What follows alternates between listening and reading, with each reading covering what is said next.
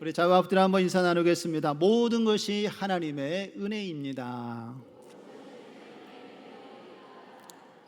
믿으십니까? 하나님께서는 우리의 세세한 삶을 돌아보시고 지난 한 주간도 우리를 놓지 아니하시고 그 크신 팔로 우리를 안아주셔서 믿음으로 살게 하시고 오늘 이렇게 주님 전에 나와 예배할 수 있도록 영과 육을 강건하게 지켜주신 줄로 믿습니다. 오늘 그 하나님을 믿음의 눈으로 바라보시고 또 말씀을 사모하는 가운데 하나님께서 우리에게 말씀하신 진리의 말씀을 깨닫고 또 말씀을 따라 순종하는 가운데 삶의 예배로 하나님의 영광이 되는 저와 여러분 되어지기를 주님의 이름으로 축원드립니다. 여러분, 우리가 장사할 때 사람들이 흔히 목이 좋아야 한다라는 말을 많이 사용을 하지요. 식당을 운영하다 보면은 좋은 위치, 좋은 장소에 자리 잡아야 식당이 잘 운영된다라는 그런 생각이 있기 때문에 그렇습니다. 그런데 여러분, 아무리 좋은 위치에 식당이 자리를 잡았다 할지라도 그 식당의 음식에 맛이 없으면 사람들이 그 식당에 오래 머물지 않습니다. 그리고 다음번에 다시 방문을 하지 않게 되면서 좋은 자리를 잡아도 그 식당이 잘 운영되지 못하는 것을 볼 수가 있습니다. 그러나 골목에 있는 식당이라 할지라도 그리고 사람들이 많이 다니지 않는 교외에 있는 식당이라 할지라도 그 식당의 음식의 맛이 좋으면 사람들이 그 식당에 몰리는 것을 볼 수가 있습니다. 맛집을 찾아가서 그 식당을 또 이용하는 것을 볼 수가 있지요. 결국 장사가 잘 되고 안 되고는 그 본질이 자리에 있는 것이 아니라 맛에 있다라는 것을 우리에게 이야기해 주고 있는 것이지요. 여러분, 우리의 신앙도 마찬가지입니다. 우리의 신앙이 겉모습은 그럴듯해 보이지만 신앙의 본질인 이 복음과 십자가의 능력을 잃어버린다면 여러분, 우리의 그 신앙은 경건의 모양은 있으나 경건의 능력이 없는 껍데기에 불과하다라는 것을 알아야 합니다. 오늘 본문에 나오는 이 여리고 성이 바로 그런 모습이었습니다. 겉으로 보기에는 이 여리고 성이 매우 좋은 환경을 가지고 있었지만 그 지역에 물이 오염되어서 삶이 점점점 무너져가고 있는 것을 오늘 성경이 우리에게 말씀을 하고 있습니다. 여러분, 오늘 이 시간 우리는 이 본문의 말씀 가운데 엘리사가 이 여리고 성의 나쁜 물을 좋은 물로 바꾸는 이 사건을 주목하여 보면서 우리의 인생에도 열매 맺지 못하게 하는 나쁜 물들, 우리의 삶에 그 하나님께로 나아가는 길을 막는 이 나쁜 물을 어떻게 좋은 물로 바꿀 수 있는지 오늘 말씀을 통해서 함께 그 은혜를 나누는 시간을 갖고자 합니다. 오늘 여리고 사람들은 그 지역에 있는 문제를 가지고 이제 엘리사에게 이렇게 이야기하는 것을 볼 수가 있습니다. 여러분, 9절의 말씀을 한번 보실까요? 19절의 말씀을 보시면 그 성읍 사람들이 엘리사에게 말하되 우리 주인께서 보시는 바와 같이 이 성읍의 위치는 좋으나 무엇이 나쁘다고요? 물이 나쁨으로 토산이 익지 못하고 떨어지나이다 라고 하면서 이 여리고성의 문제를 엘리사에게 알리고 도움을 청하고 있는 것을 볼 수가 있습니다. 여러분, 이 여리고라는 지역은요, 이 여리고라는 이름의 뜻은 향기로운 곳이라는 이런 의미를 가지고 있습니다. 이 이름의 뜻처럼 그 여리고 지역은 보기에도 참 아름다운 도시였습니다. 성경의 곳곳의 표현을 보면은 이 여리고 지역을 종려나무의 성읍이다 이렇게 표현을 합니다. 많은 나무가 잘 자라고 좋은 환경을 가지고 있다라고 성경이 증언을 하고 있습니다. 그러나 그 화려함 뒤에 심각한 문제가 심겨져 있었습니다. 바로 그것은 이 생명의 근원인 물이 오염되어져 있었다라는 것이지요. 겉으로 보기에는 화려하고 좋았으나 그 본질적인 물의 문제가 있어서 이 지역에 이 농작물이 제대로 열매를 맺지 못했다라는 것입니다. 과실이 맺혀서 이제 수확할 때가 되면 혹시 이 과일이 잘 익어서 수확을 해야 되는데 수확하기 전에 이 과일이 떨어져 버리는 것이지요. 그리고 가축도 이 좋은 물을 먹지 못하니까 번성하고 번식하지 못하고 심지어는 사람들까지 이 불임의 고통을 당했던 것을 볼 수가 있습니다. 겉으로 보기에는 참 평온해 보였지만 실제로 이 삶의 뿌리가 무너지고 있는 것이 당시 여리고의 상황이었다라는 것이지요. 그렇다면 오늘 엘리사 선지자는 사람들이 요청한 이 성읍의 위치는 좋았으나 물에 문제가 있다라는 것을 듣고 이 문제를 어떻게 풀어가는지 오늘 말씀을 통해서 함께 살펴보도록 하겠습니다. 엘리사가 제시한 첫 번째 대안은 새 그릇에 소금을 담아 가져오라 라고 말씀을 하였습니다. 여러분 20절의 말씀을 한번 보실까요? 엘리사가 이르되 새 그릇에 소금을 담아 내게로 가져오라 하매 곧 가져온지라 라고 이렇게 말씀을 하고 있지요. 엘리사가 가져오라고 한 이 새 그릇과 소금에는 여러분 중요한 의미가 담겨져 있습니다. 그 의미가 무엇인가 하면은 레위기서 2장 13절과 또 에스겔서 43장 24절의 말씀에 보면 이 소금의 중요한 의미를 우리에게 이야기해 주고 있습니다. 레위기서 2장 13절 말씀을 한번 보실까요?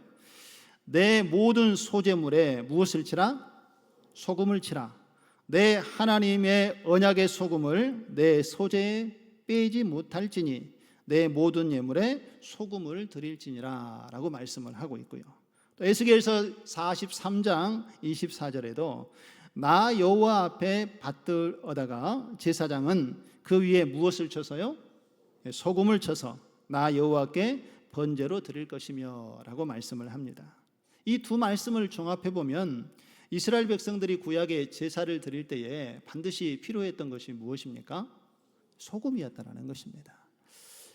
특별히 이 정결한 의식을 행할 때에 이 소금의 역할은 매우 중요했던 것을 구약의 제사에서 우리에게 이야기하고 있는 것을 볼 수가 있지요. 마찬가지로 오염된 물을 깨끗하게 하고 그것을 정결하게 하기 위해서는 이처럼 꼭 이 엘리사 시대에도 이 소금이 필요했던 것을 볼 수가 있습니다. 그런데 여러분 중요한 사실이 있습니다. 이 중요한 사실 중에 하나는 소금이 뿌려지고 또 그 소금이 녹아질 때에 소금이 그 역할을 제대로 하는 것입니다. 여러분 바닷물이 썩지 않고 수많은 생명들을 품을 수 있는 이유가 여러분 무엇인지 아십니까? 네, 그 이유는 이 바닷물 속에 약 3.5%의 소금이 녹아있기 때문에 그렇습니다. 이 소금 덕분에 이 바다는 거대한 저장고 같이 되어서 그 물이 부패되지 않도록 유지할 수 있다는 것입니다. 그런데 바다에 이 소금이 있지만 그 소금이 녹지 않고 그대로 있다면 그 바다의 물은 부패하고 말 것입니다. 그리고 바다에 있는 생물들은 살 수 없는 환경에 처하게 되겠지요. 이와 마찬가지로 이 소금이 녹지 않고 한 덩어리로 그대로 뭉쳐 있으면 이 소금은 아무런 힘과 영향력을 나타낼 수 없다라는 것을 우리에게 말씀을 하고 있습니다. 그러나 여러분 이 소금이 보이지 않게 녹아 없어질 때에 그곳에 하나님이 주시는 정결한 정화의 역사가 나타나고 또 맛을 내게 되는 놀라운 일들이 일어나게 되는 것을 볼 수가 있습니다. 우리 사랑하는 성도 여러분, 우리의 삶과 신앙도 마찬가지입니다. 내 인생에 나쁜 물을 좋은 물로 바꾸기 원하신다면 우리에게 소금과 같은 믿음이 필요하다는 것을 기억하시기 바랍니다. 우리가 소금처럼 하나님 앞에서 녹아져야 합니다. 그래야만 하나님께서 우리를 통하여 이루어 가실 놀라운 일들이 하나님의 은혜로 열매로 나타나게 될 줄로 믿습니다. 그러면 우리의 삶 가운데 여러분 무엇이 녹아져야 하겠습니까? 우리가 예수 그리스도를 믿고 이제 구원받았으면 하나님의 자녀요 백성이 된 것을 여러분 다 믿으시지요?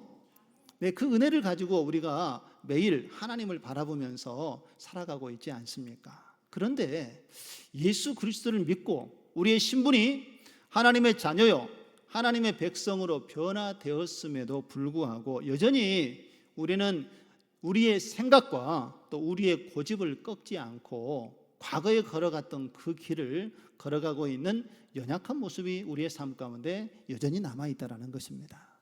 이것을 버리지 못하고 이것을 녹여내지 못한다면 우리는 하나님의 영향력 안에서 하나님이 주시는 그 능력을 온전히 누리며 살아갈 수가 없습니다. 그러나 성령의 능력을 의지하시고, 이전에는 내 인생에 내가 주인이었다라고 살아왔지만 예수 그리스도를 믿고 우리가 주님을 영접했다라는 것은 그 신앙의 고백 속에 내 인생의 주인이 하나님 되심을 고백하고 그것을 표현한 우리의 삶이라는 것을 기억하시기 바랍니다. 우리가 그 하나님을 인정하고 내 고집과 내 생각을 하나님 앞에 내려놓을 때에 하나님께서는 우리를 사용하여서 그간의 열매 맺지 못한 인생에 새로운 삶을 우리에게 허락하여 주시고 그 생명의 구원의 기쁨을 누리며 살아가도록 우리의 삶을 새롭게 인도하여 주실 줄로 믿습니다. 그리고 내가 그렇게만 사는 것이 아니라 나를 통하여서 주변의 사람들도 우리를 통하여 하나님의 은혜의 복음이 함께 나누어지도록 우리를 축복의 통로로 사용해 주실 줄로 믿습니다. 내 안에 아직 내려놓지 못하고 녹여내지 못한 부분들이 있었다면 오늘 하나님의 말씀을 의지하시고 성령의 도우심을 구하는 가운데 온전히 하나님 앞에 내려놓고 하나님의 도우심을 받고 인도하심을 받는 저와 여러분의 삶 되어지기를 주님의 이름으로 축원드립니다. 다음으로 엘리사는요, 소금을 가져올 때에 그냥 아무 그릇에다 가져오라고 이야기하지 않았습니다. 오늘 말씀해 보니까 어디에 그 소금을 담아오라라고 명령을 했습니까? 새 그릇, 깨끗한 새 그릇에 소금을 담아오라 이야기했지요. 여기에 중요한 영적인 메시지가 담겨져 있습니다. 여러분, 디모데후서 2장 20절에서 21절에 보면 이 그릇의 쓰임에 대해서 사도 바울이 이렇게 이야기를 하고 있습니다. 우리 20절에 보면은 큰 집에는 금 그릇과 은 그릇뿐 아니라 나무 그릇과 질 그릇도 있어 귀하게 쓰는 것도 있고 천하게 쓰는 것도 있나니. 우리 21절은 같이 한번 읽어보실까요? 그러므로 누구든지 이런 것에서 자기를 깨끗하게 하면 귀히 쓰는 그릇이 되어 거룩하고 주인의 쓰임에 합당하며 모든 선한 일에 준비함이 되리라. 할렐루야. 사도 바울은 오늘 디모데후서의 말씀을 통해서 우리에게 분명하게 이렇게 말씀을 하고 있습니다. 우리가 하나님 앞에 쓰임받는 기준은 그릇의 크기나 그릇의 재질이 아니라 무엇이라고 얘기하고 있습니까? 깨끗함이라고 이야기를 하고 있는 것입니다. 여러분, 금 그릇이라 할지라도 더럽다면 그 그릇이 쓰임을 받을 수가 없습니다. 그러나 질 그릇이라 할지라도 그 그릇이 깨끗하면 하나님께 귀하게 쓰임받게 되는 줄로 믿습니다. 결국 이 하나님의 쓰임을 결정하는 것은요, 하나님께서 우리의 신앙의 겉모습을 보고 판단하시는 것이 아니라 바로 우리 신앙의 내면을 보시고 하나님께서 우리를 귀한 그릇으로 삼으시고 하나님의 뜻대로 우리를 부르시고 사용하여 주시는 줄로 믿습니다. 우리 사랑하는 성도 여러분, 우리의 인생의 이 나쁜 물을 좋은 물로 바꾸기를 원하십니까? 그렇다면 먼저 내 마음의 그릇을 깨끗하게 바꾸시기 바랍니다. 아무리 좋은 물이 있어도요, 더러운 그릇에 그 물이 담겨지면 그 물이 또 오염될 수밖에 없지 않습니까?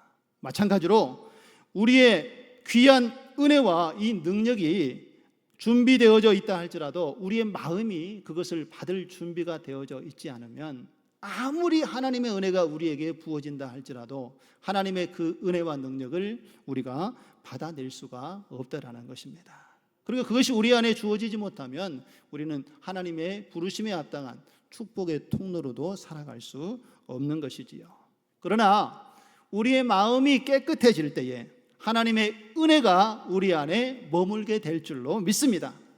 그리고 그 은혜는 우리를 충만하게 하나님께로 인도하고 우리 안에 그 은혜가 넘쳐서 우리를 통해서 다른 사람들의 인생도 바꾸어지는 하나님의 놀라운 구원의 역사로 우리의 삶을 주님께서 인도해 가시는 줄로 믿습니다. 우리의 마음을 깨끗하게 정결하게 하나님의 말씀과 은혜를 받을 정도로 준비된 마음을 가지시고 매일의 삶 속에서 주어지는 하나님의 은혜의 말씀으로 우리의 심령이 새로워져서 하나님께서 우리를 통하여 이 시대에 계획하시고 이루어 가실 그 역사에 한 줄을 기록할 수 있는 저와 여러분의 삶 되어지기를 주님의 이름으로 축원드립니다. 회복을 위한 두 번째 엘리사의 대안은 물의 근원으로 나아오라라고 계속해서 말씀을 하고 있습니다. 여러분 21절의 말씀을 한번 보실까요? 엘리사가 물 근원으로 나아가서 소금을 그 가운데 던지며 라고 이렇게 말씀을 하고 있습니다. 여러분 엘리사는 이제 여리고 사람들이 가지고 왔던 이 문제를 분석하는데 이 문제를 파악할 때에 문제의 겉모습만을 보고 판단하지 않았다는 것입니다. 그 문제의 근원이 무엇인지 이 물의 근원으로 그가 직접 나아가서 정결케 하는 소금을 던졌다라는 것입니다.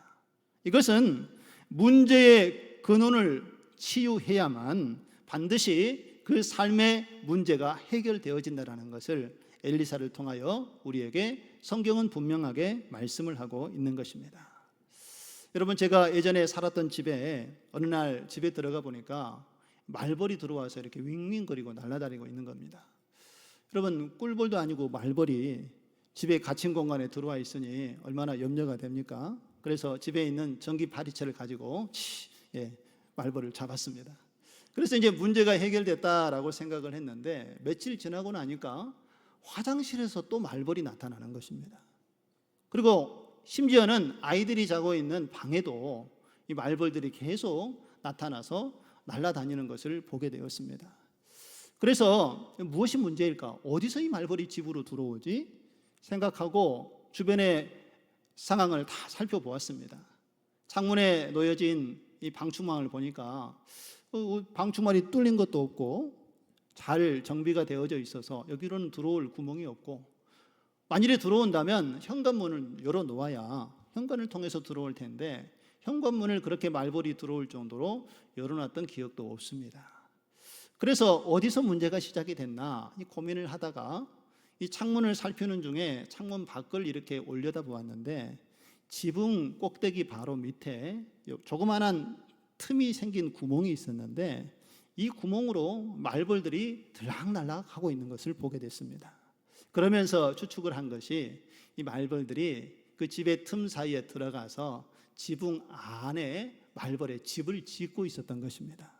그래서 거기서 살고 있다가 여러분 미국의 집을 보면은요, 미국의 집은 목조로 건물을 뼈대를 만듭니다. 그래서 그 중간이 다 텅텅 비어 있어요. 그리고 거기 환기구를 만들어 놓는데 아마도 이 말벌들이 지붕 안에서 살다가 그 환기구를 통해서 화장실로도 가고 또 아이들 방으로도 가고 거실로 그 통로로 사용을 해서 그렇게 집으로 들어왔던 것을 나중에서야 깨닫게 됐습니다. 그리고 전문가를 불러서 말벌 집을 제거를 하고 그 틈새에 구멍을 막고 나니까 그 이후로부터 이제 더 이상 말벌이 들어오지 않게 됐습니다. 여러분 저는 이 경험을 통해서 중요한 사실을 하나 깨닫게 되었습니다.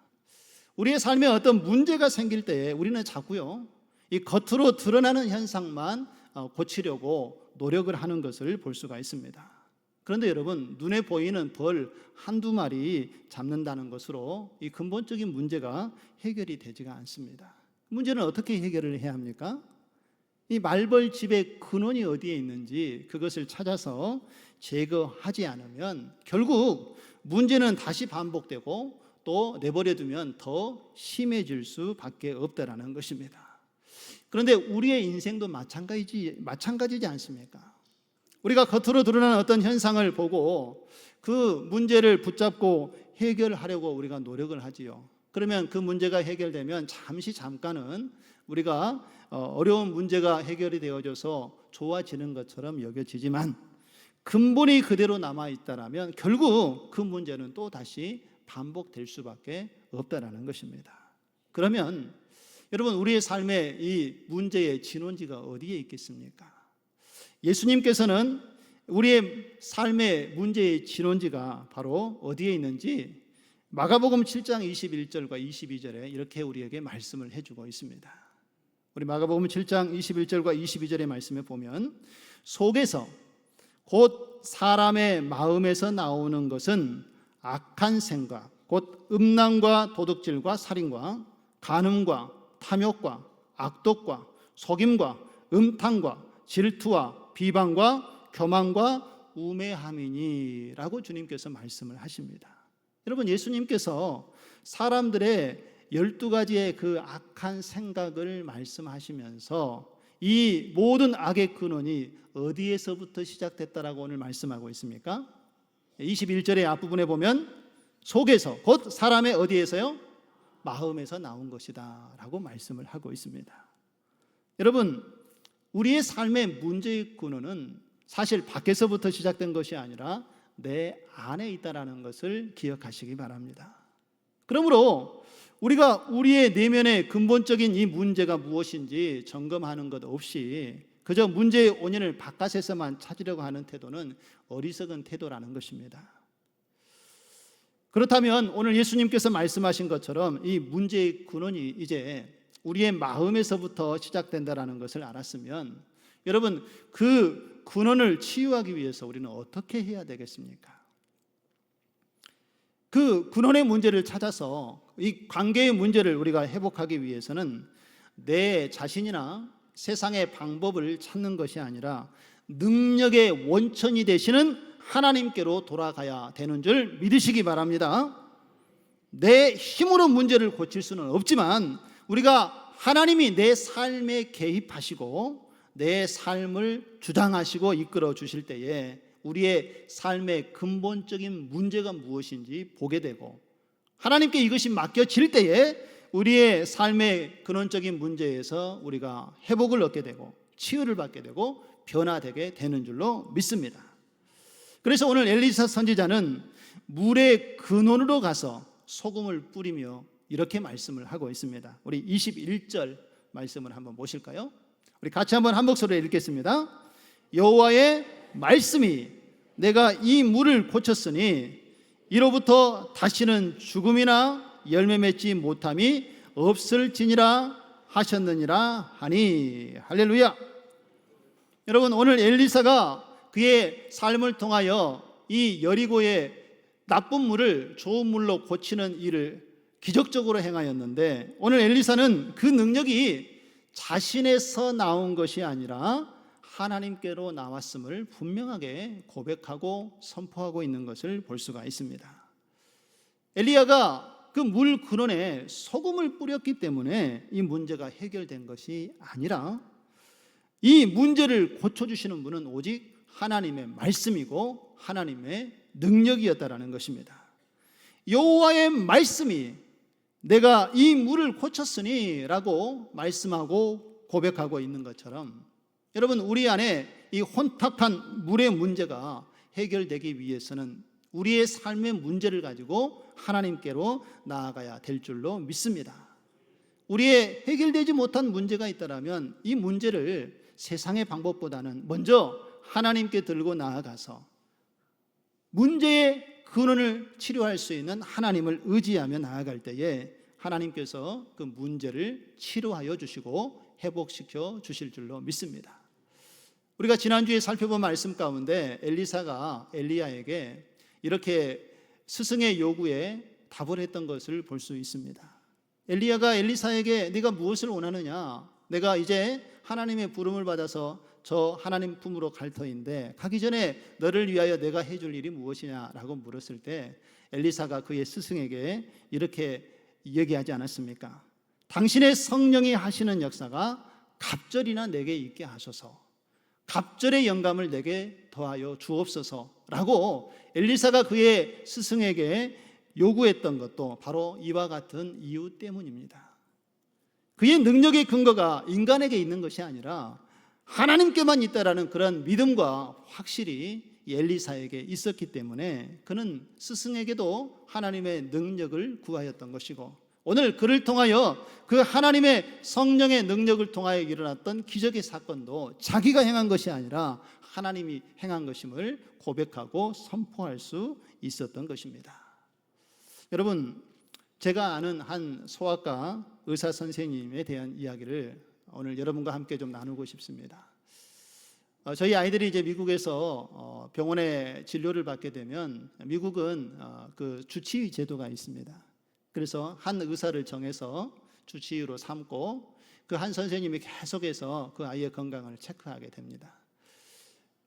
한 지인의 소개를 받고 이제 소아과 의사를 찾아 병원에 가게 됐는데, 이 선생님과 함께 이야기를 하던 중에 이 선생님이 교회에서 권사로 섬기신 분이었다는 것을 알게 됐고, 이 권사님이 이제 나이가 좀 지긋하게 한 3, 4년 있으면 곧 은퇴하실 그러한 경험이 참 많은 소아과 의사였던 것을 알게 됐습니다. 그리고 제가 이제 목사인 줄 알고 아이들 데리고 이렇게 상담을 하고 진료를 받으러 가면 신앙의 문제도 곧잘 이야기하면서 함께 상담을 이렇게 주고받았습니다.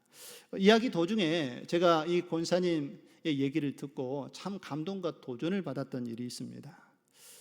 함께 대화를 나누던 중에 이 의사 선생님, 권사님이 자기가 아이들을 진료할 때 어떠한 마음으로 아이들을 진료하는지 그 자기의 소신과 사명에 대해서 이렇게 이야기를 들려주었습니다. 이 선생님은 아이들을 이렇게 진료하고 치료할 때에 아이들이 어떤 문제가 있어서 자기 앞에 나오면 반드시 하나님께 먼저 마음속으로 기도하고 그리고 그 진료를 시작한다라고 합니다. 하나님, 이 아이가 아파서 왔는데 제게 지혜를 주셔서 이 아이의 근본적인 문제가 무엇인지 잘 파악할 수 있도록 도와주시옵소서.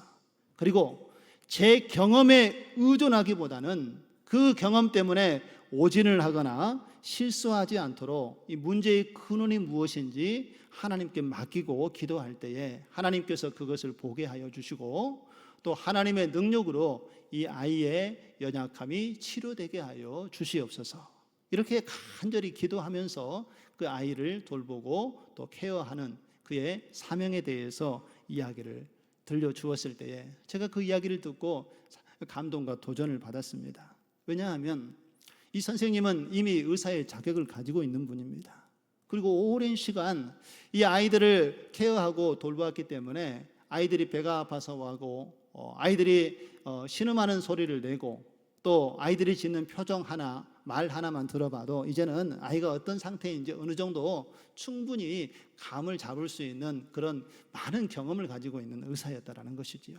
그럼에도 불구하고 이 선생님은 자기의 경험을 의지하지 않고 모든 문제를 하나님께 맡기고 이 치료의 근원은 하나님께 있음을 믿음으로 고백했다는 사실이 제게 큰 도전과 감동이 되었습니다.